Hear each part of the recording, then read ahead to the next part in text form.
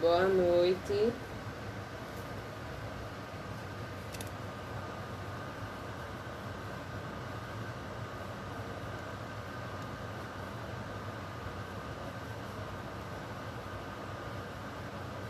Boa noite.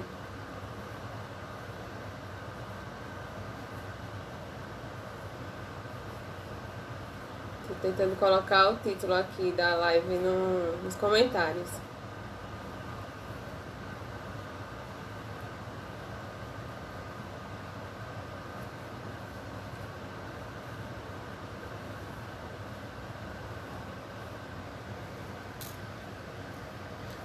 Tá dando pra escutar direitinho? O som tá bom? É melhor colocar o fone. Boa noite, Alessandra. Tá abaixo ou é melhor colocar o fone?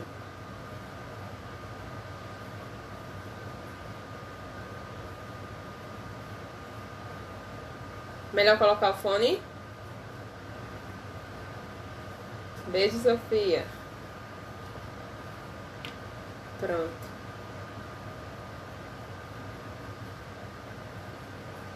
Eu vou começar me apresentando, esperar as pessoas chegarem, mas eu vou começar me apresentando e falando um pouquinho da proposta desse encontro aqui. Pra vocês sabem, meu nome é Larissa, eu sou psicóloga, eu sou formada pela UFAL, fiz mestrado na UFAL e esse tema da... Boa noite, Dani. O tema da maternidade, ele permeia meus estudos acadêmicos há um tempo. Então, a proposta dessa live é fazer um momento de encontro e de troca, de conversa, de troca aqui no Instagram. Então, minha proposta não é ser uma live muito longa. Boa noite, quem tá chegando. Não é ser uma live muito longa, de mais ou menos uns 20, 30 minutos, e se a conversa render mais, a gente fala mais. Mas a proposta é que seja um encontro e um espaço de troca, de experiência entre a gente, e que aconteça pelo menos nas próximas semanas com temas diferentes. Então eu vou começar falando, quero agradecer a presença de quem está assistindo aqui ao vivo e de quem vai assistir depois quando ficar gravada. Dizer que é uma honra e é um nervosismo danado falar assim ao vivo, porque quem me conhece sabe que está sendo uma experiência nova. Eu estou me desafiando nesse ano a divulgar meu trabalho, né? Eu sempre estudei muito, mas sempre fiquei muito pra mim, digamos assim. E agora eu estou divulgando, estou me colocando mais. Então tem sido desafiador e eu tenho aprendido muito com esse processo. E eu quero agradecer desde já a presença de vocês. E estejam à vontade para colocar comentários. Eu vou ver se eu consigo dar conta de ler enquanto eu falo, mas qualquer coisa no final eu volto pra gente conversar, certo? Então, quando eu fiz o mestrado, eu queria entender um pouquinho sobre o lugar da mulher, sobre família. Meu interesse era entender família. Boa noite. E aí, para entender um pouquinho sobre família, eu tive que entender sobre o lugar da mulher nesse ambiente, nesse espaço que é a família. E aí eu me debrucei nos estudos sobre esse tema. Sou mãe de 2 crianças, a Sofia e a Júlia. E aí eu também tenho a experiência prática dessa vivência. Então é sobre isso que eu quero conversar. Eu coloquei o título da live: Mães em tempos de crise, novos desafios. Por quê? Porque estar na maternidade, ser mãe, já é um desafio por si só. Já é uma tarefa bem desafiadora. Já é um lugar que nos coloca de encontro com algumas coisas, ou nos leva ao encontro de algumas coisas que às vezes a gente nem sabia que sentia.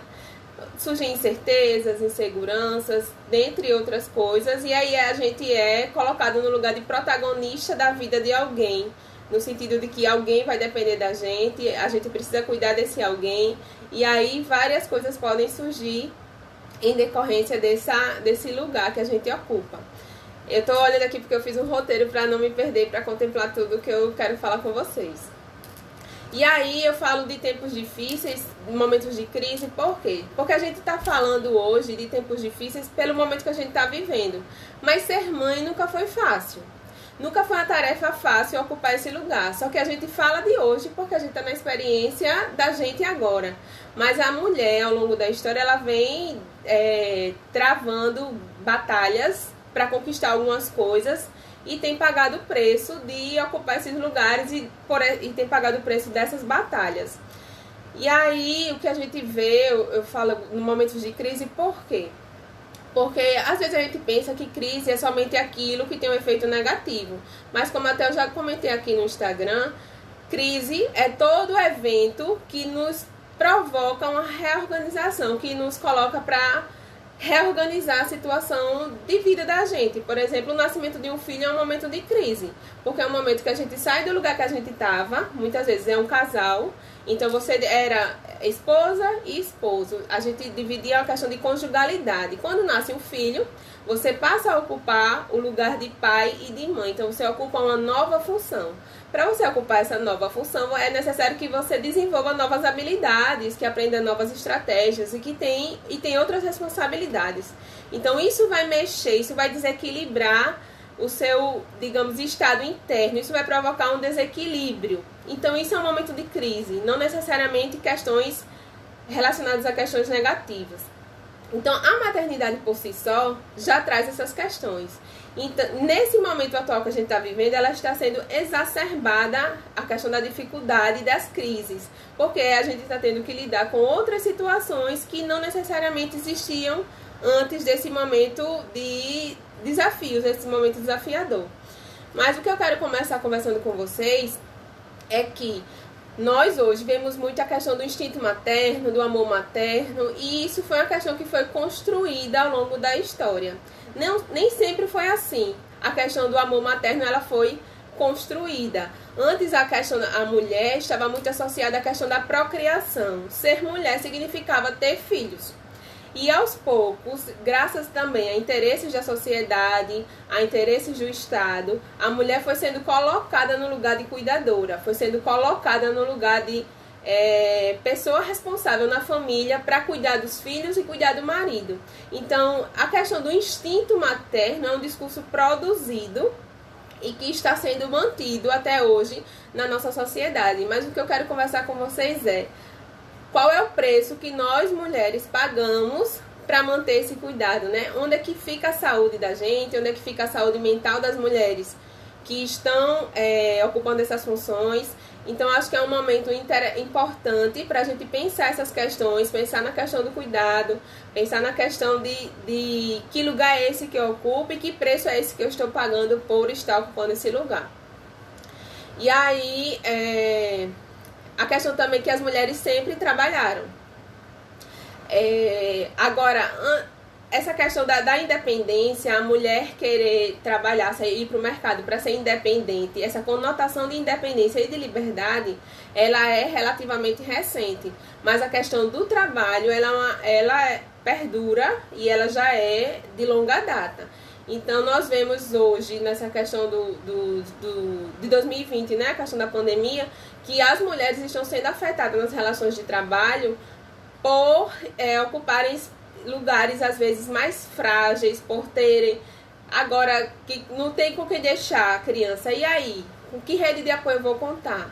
Então essa questão relacionada ao trabalho também é uma questão interessante para a gente pensar. O que eu também queria comentar com vocês é que a mulher ela paga um preço alto. Às vezes a gente, em relação à questão da pandemia, muitas vezes algumas pessoas via as avós, as mães, as tias que trabalhavam em casa somente, que não saíam e tinham uma conotação de trabalho mais fácil, ou então um trabalho menos pesado, né? Que não saía de casa, só trabalhava em casa, algumas pessoas usam até esse termo, você só trabalha em casa? Você não trabalha fora não? Como se fosse pouco. E aí algumas pessoas estão se vendo homens e mulheres estão se vendo hoje nessa situação de só trabalhar em casa e vendo o quanto é difícil, o quanto é pesado, o quanto é árduo e o quanto não é valorizada essa questão do estar em casa, né?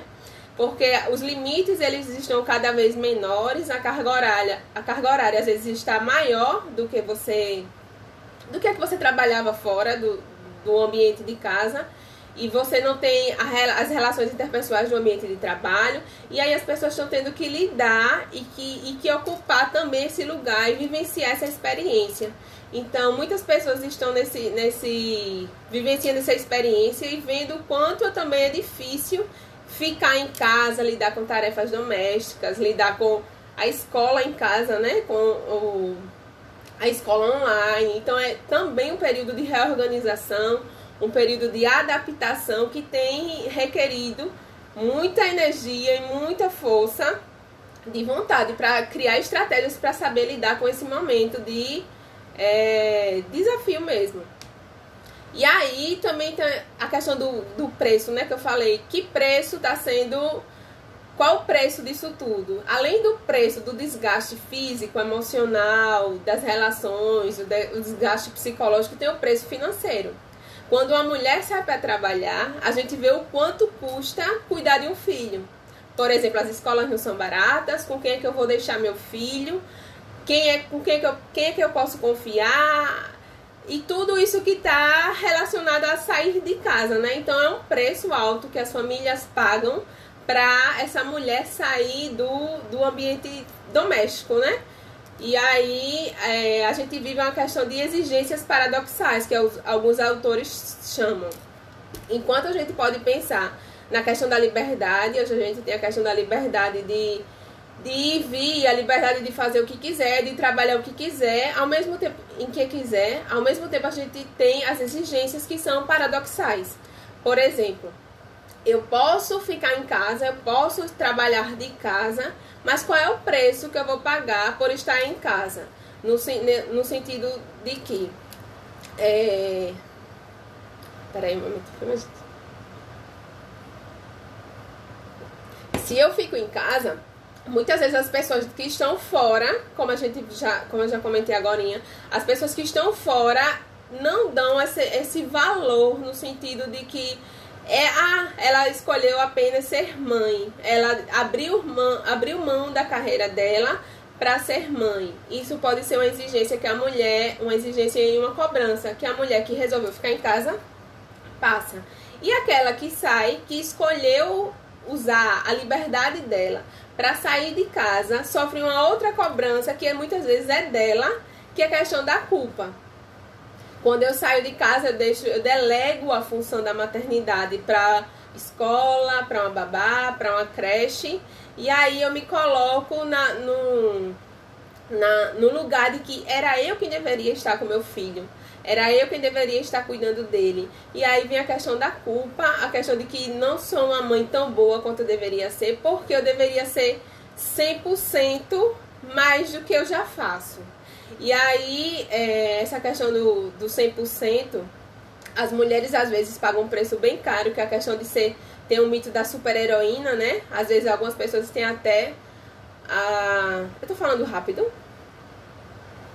Algumas pessoas têm até o ideal mesmo de ser super-heroínas, de querer dar conta de várias coisas, de fazer muita coisa. E aí o preço vem, mais cedo ou mais tarde ele vai vir. E a custa de quê? Eu quero mostrar a quem que eu posso mais do que eu realmente posso. Eu quero mostrar a quem o meu filho é para dar uma satisfação à sociedade, a alguém que eu estou querendo fazer mais do que eu tenho capacidade de fazer no momento. Será que eu não estou fazendo o que é possível fazer naquele momento? E aí a questão das redes sociais, ela vem exacerbar um pouquinho essa questão da vitrine de uma maternidade perfeita, né? Quando a gente vê através das redes sociais fotos, imagens ou alguma postagem de alguém que está vivenciando a maternidade, que é uma foto de uma família perfeita, de uma maternidade perfeita, como diz o ditado, a grama do vizinho sempre parece ser mais verde. A maternidade da pessoa que está do outro lado parece ser mais fácil do que a minha. Parece que ela dá conta e eu não dou. E aí, às vezes, a gente acaba se auto-sabotando e criando estratégias até de punição e de sofrimento para continuar fazendo com que crie mecanismos para a gente se sentir culpado. E aí eu acho que é uma questão interessante de você, da pessoa, pensar. Será que vale a pena ficar se comparando, como o vídeo que eu gravei outra vez? A gente não sabe o que está por trás dos bastidores daquela pessoa que está mostrando ali no Instagram, ou no Facebook, ou em qualquer rede social. A gente não sabe o preço que ela está pagando. Aquilo é uma foto, aquilo é um segundo da vida da pessoa. E ela não vai mostrar as dificuldades dela. A maioria das pessoas não vai mostrar a dificuldade dela na rede social, que a intenção não é essa. Então, será que é esse a forma mais saudável que você tem de perceber a maternidade de outras pessoas, como é ser mãe? Será que não tem formas mais saudáveis e mais interessantes de perceber, de conversar e de compartilhar a experiência da maternidade? Eu acho que é uma questão interessante da gente pensar. E aí, a gente só vê os recortes da vida do outro, a gente só vê o que o outro resolve mostrar, né? A gente só mostra também aquilo que a gente quer mostrar. Então, muitas vezes a gente se posta e se coloca como a super-heroína, mas por trás tem todo o peso, toda a culpa, tudo isso que a gente está conversando aqui, né? Então, não adianta a gente querer, como um livro que eu tô lendo agora, né?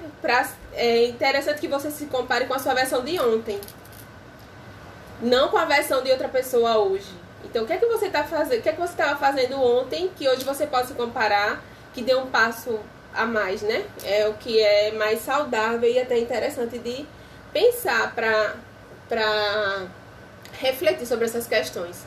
E aí, o ano de 2020 está sendo um ano desafiador porque ele chacoalhou as nossas certezas e ele balançou as estruturas de muita gente, está mexendo com muita gente, né, com muitas famílias, tanto em questões financeiras, emocionais, questões de saúde. E aí, por isso que eu coloquei o tema em tempos de desafio.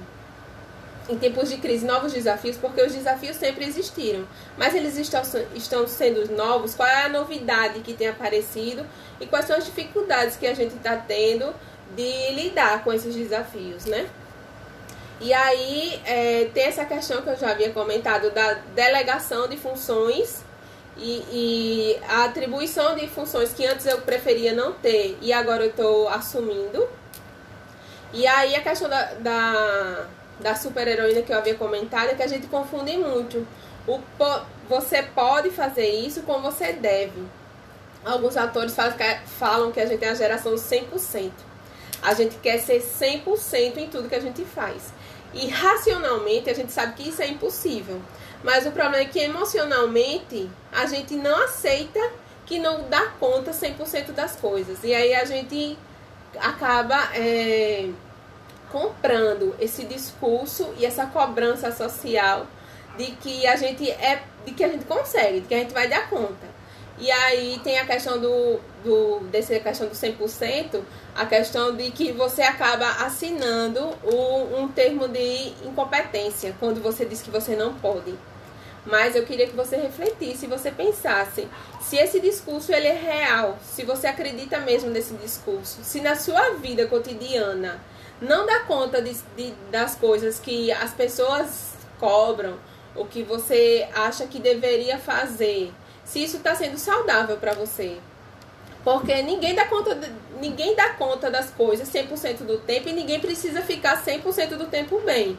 E aí até a questão do Setembro Amarelo, né, que a gente conversa muito, e eu escuto muitas queixas de mães e em muitos lugares, né, a questão da culpa, do cansaço, da exaustão, que é real, que é cotidiana, que é uma dor mesmo, assim, que é sentida de verdade, e que muitas vezes essas mulheres não têm espaço para expor essas emoções.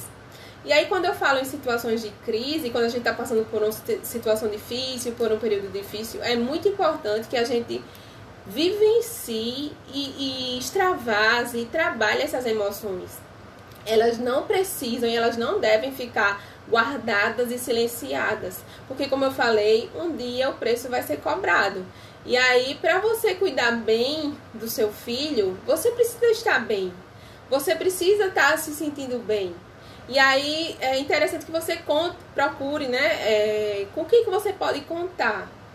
Quais são as estratégias, quais são as ferramentas, quais são as pessoas que você pode contar para poder lhe ajudar, lhe auxiliar. Você está achando que precisa de alguém para ajudar com a faxina, de alguém para ajudar com a criança, para você sair para, sei lá, fazer uma unha, ir numa academia, fazer terapia. E aí você precisa pensar quais são as coisas que você elege como prazerosa para você, que você elege como importante para você e que você não precisa abrir mão delas para que você continue sendo uma boa mãe. Uma questão que é interessante, porque eu não consigo seguir muito o roteiro que vai surgindo da ideia e senão eu me perco, mas eu vou falando, depois eu vejo aqui. Uma questão que é interessante pensar, que até eu postei essa semana, é que a gente escuta muito o sofrimento na maternidade como uma coisa natural. Ah, já passei por isso. Ah, depois que a pessoa é mãe, só vai dormir depois que o menino cresce. Ah, depois só piora, a preocupação só aumenta. Ah, depois que tem filho, para voltar ao corpo que tinha, vixe, volta mais não, tem que fazer cirurgia. E aí cada discurso fatalista, sem esperança, que as pessoas que falam essas coisas para uma mãe, e você não sabe a pessoa, não só mães, né? Mas nesse exemplo que eu tô, nessa situação que a gente tá tratando aqui, você não sabe o momento que a pessoa tá, você não sabe o que é que tá passando pela pessoa, na pessoa, né? Você não sabe as dores que ela vem sentindo. Antes de fazer um comentário desse, é interessante pensar o que é que vai mudar na vida dessa pessoa se eu fizer um comentário desse. Em que é que eu estou ajudando essa pessoa fazendo um comentário desse? A maternidade ela não precisa estar atrelada ao sofrimento. É difícil, é desafiadora, mas não precisa estar associada a sofrimento. Você não vai estar acrescentando nem ajudando em nada a pessoa dizendo esse tipo de frase, esse tipo de é como se fosse um destino fadado, né? Não tem alternativas. Pode ser até que seja verdade baseada na sua história, mas a história daquela mulher que está passando por outra situação não precisa ser igual à sua. Então, não só em relação à maternidade, mas já que a gente está falando também da questão do Setembro Amarelo, que é a valorização da vida, a questão da conscientização da importância, né, de discutir sobre depressão, prevenção do suicídio, é importante a gente pensar no que é que a gente fala, o que é que eu tô falando para a pessoa, de que forma eu posso ser empático, de que forma eu posso me colocar no lugar daquela pessoa, para que nosso encontro, né, produza coisas boas. Muita gente tem sai sem pensar, né? Muita gente fala isso sem pensar, até pelo costume. Mas eu acho que é um exercício e que é possível que a gente mude essas falas que são naturalizadas, né? Que já está tão difundida na sociedade a questão desse sofrimento e padecer, né? Padecer no sofrimento. Então, eu acho que não precisa ser assim, a gente pode fazer diferente, a gente pode acolher as outras pessoas. E em situações de crise é muito importante que a gente esteja aberto, né? Queira acolher a dor do outro. Eu não preciso fazer muita coisa para fazer bem a alguém. Eu posso perguntar: oi, tudo bom? Tá precisando de alguma coisa? Como é que você tá? Como é que tem sido? Às vezes só perguntar: oi, tudo bom? A pessoa tá tão mergulhada, né, naquele sofrimento ou naquela solidão, sem ter com quem contar, principalmente nesse momento de isolamento social, que às vezes um oi, tudo bem pode transformar o dia da pessoa. Ela tá tão sozinha. Às vezes a maternidade exige que a gente, por ter tantas tarefas, né, exige que a gente às vezes se afaste do contato com outras pessoas, porque tem muita coisa para dar conta. E aí às vezes alguém chegar já faz uma diferença danada na vida daquela mulher, daquela pessoa que tá precisando conversar, extravasar e compartilhar, né, um pouquinho da vida, um pouquinho daquele dia e do que ela quiser. Deixa eu ver mais aqui o que é que eu preparei no roteiro. E sim, é importante a gente pensar que a questão do ambiente familiar saudável é muito importante na criação dos filhos mesmo. Então, é uma questão também de cuidar e de pensar no meu filho. Pensar em mim é também pensar no meu filho. Porque quando eu me coloco como uma pessoa... É que nem a questão quando o avião despressuriza. Aquela questão da máscara, né? Que eu não sei se vocês já viram. Mas quando acontece esse tipo de coisa, o adulto precisa colocar primeiro nele para depois salvar a criança. Então, se eu não estiver bem, como é que eu vou cuidar do meu filho? Muitas mulheres acabam se afastando mesmo das amizades antigas, né? Das que não tinham filhos. E se aproximando de outras amizades. Acho que é isso que a Manu aqui quis dizer. Que a pessoa acaba se identificando, né, com a vivência da outra pessoa e acaba formando novas amizades e novos elos a partir do filho. Muitas vezes até passa a ser conhecida, né, como a mãe de fulaninho. Perdeu até, principalmente na escola, né, o nome. É a mãe da fulaninha, a mãe de cicraninho. E aí, às vezes, a pessoa nem conhece pelo nome. Deixa eu ver aqui. E aí eu queria trazer algumas questões relacionadas à saúde mental e o que é que a gente pode fazer para melhorar e para pensar nessas questões. Primeiro, eu acho que quando a gente pensa em psicoterapia, quando a gente pensa em se cuidar, ou alguém quando está doente, a primeira coisa importante a pensar é: eu preciso querer fazer por mim. Se você não quiser fazer por você, não tem quem lhe obrigue a fazer. Então, a primeira coisa que, assim, de dica que eu dou é: aceite que você não dá conta. Aceite que você precisa, se você estiver precisando, pedir ajuda a alguém, que você precisa de alguém para lhe ajudar em determinada coisa que você não consegue abarcar. Você não tem para que querer ser essa pessoa super heroína. Porque existem outras pessoas que podem sim lhe ajudar. Talvez até seja até uma questão, um posicionamento da gente de se fechar, né? Às vezes até espera que alguém enxergue alguma coisa sem a gente ter comentado a coisa. Também existe isso.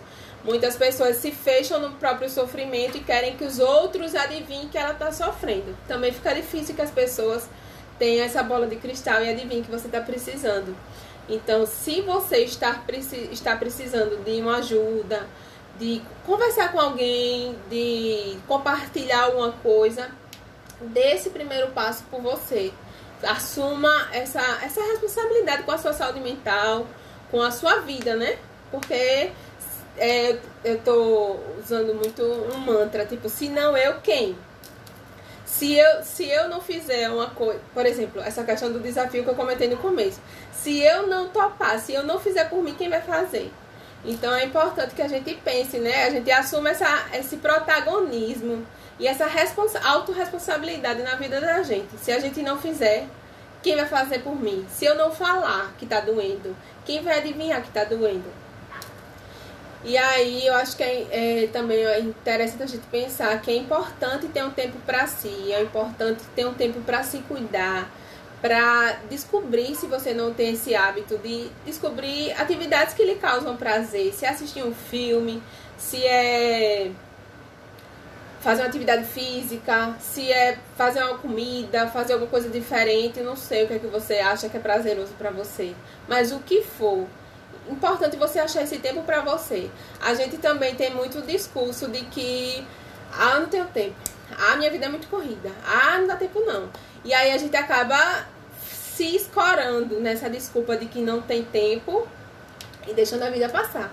Mas eu acho que, assim, pra mim é muito interessante que a questão da autorresponsabilidade. Se você não encontrar um tempo pra você, ninguém vai encontrar esse tempo pra você.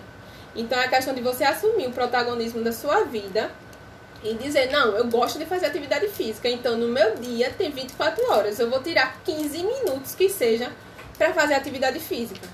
Então a gente sempre, é verdade, gente, a gente sempre vai encontrar o tempo. O dia tem 24 horas, 15 minutos para fazer uma coisa que você gosta, vai encontrar. Se você, uma coisa, por exemplo, rede social, a gente vive dizendo que não tem tempo, mas quando vai ver aí nas notificações do Instagram quantas horas passou online. Aí tempo para passar na rede social tem, para fazer outra coisa que causava prazer e que pode ser contabilizada como, eu fiz isso, não tem. Porque assim, às vezes a gente não se organiza e quando vai ver passou um tempão na rede social e não percebeu, né? Porque às vezes a gente passa, tá fazendo negócio e, tipo, lê um livro. Muita gente diz, não lê porque eu não tenho tempo. Aí vai ver no Instagram, passou 2 horas no Instagram durante o dia. Foi porque não tem tempo? Ou é melhor assumir que não teve vontade de fazer e não faz porque não quer?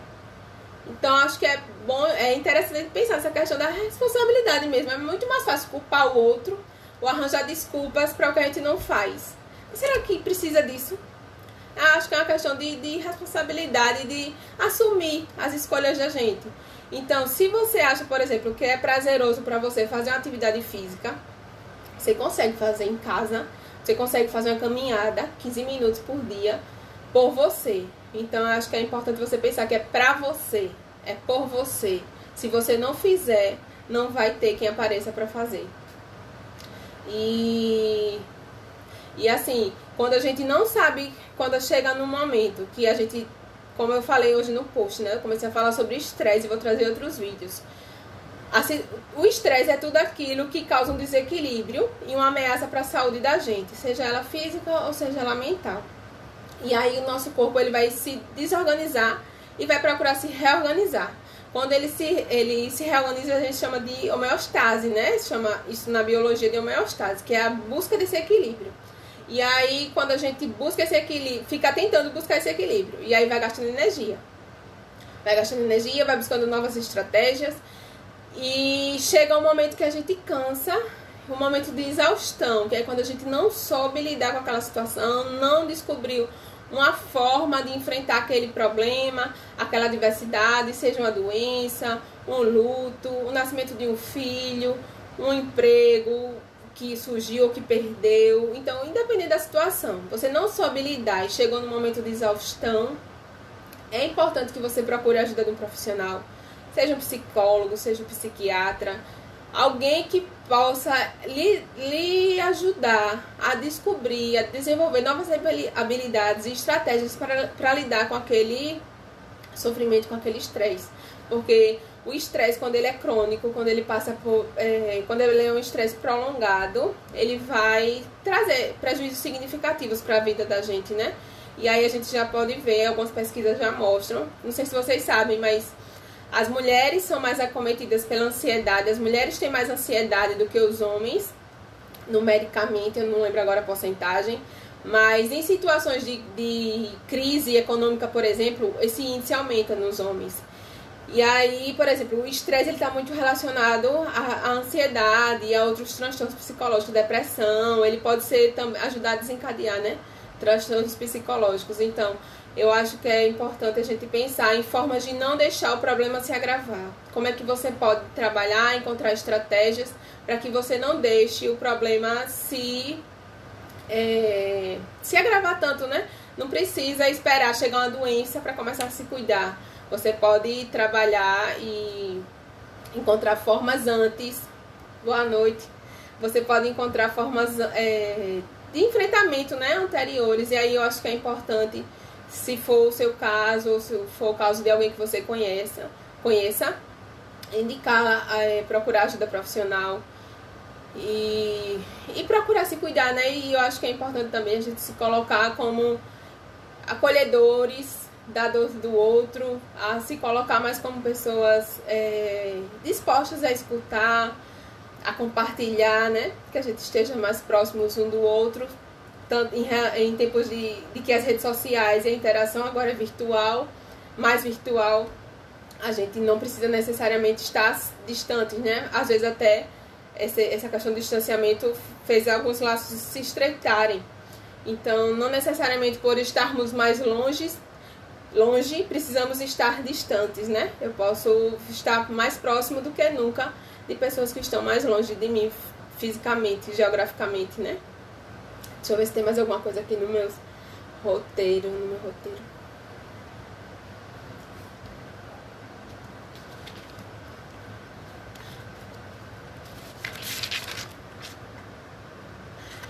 Foi isso que eu programei para conversar com vocês. Eu queria saber se tem alguma dúvida, se tem algum comentário a mais. Eu não tenho nem noção do tempo aqui. Se vocês querem compartilhar alguma coisa, alguma experiência, como é que tá sendo, quem é mãe que tá aqui, como é que tá sendo a experiência desse período mais desafiador.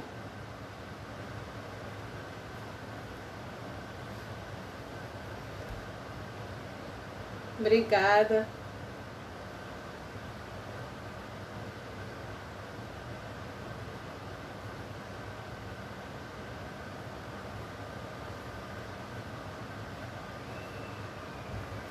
Acho que ninguém tem mais nada para compartilhar. Ah, que bom, Joyce. Queria agradecer a todos pela presença. Como eu falei, a intenção, eu falei no começo, né? A intenção é que eu faça esses momentos semanalmente com temas diferentes. Que eu não tô com a proposta de fazer uma live de 50 minutos, mas de fazer um momento de conversa e de encontro com quem tá disposto a vir pra cá, pra que a gente conversar. Obrigada, Gabriel. Obrigada, Maria. Então eu vou deixar salva essa live. Obrigada, Joyce. E é muito importante, assim, pra mim, esse feedback de vocês, como eu tava falando, né? Eu sou mãe de 2 meninas, uma bebê de 10 meses e a Sofia de 7 anos. E eu estou vivenciando essa questão do desafio de ser mãe nesse tempo de desafiador, né? Então eu tenho trabalhado muito e tenho dado muita energia minha pra movimentar aqui a rede social, pra fazer da minha rede social um espaço de reflexão, de acolhimento, de produzir conteúdo mesmo, que tem sido um trabalho que eu tenho gostado. Então, para mim é muito importante o feedback de vocês. E eu quero agradecer muito por terem passado esse tempo aqui comigo. E semana que vem eu vou fazer outro momento desse pra gente conversar, certo? Deixa eu tirar.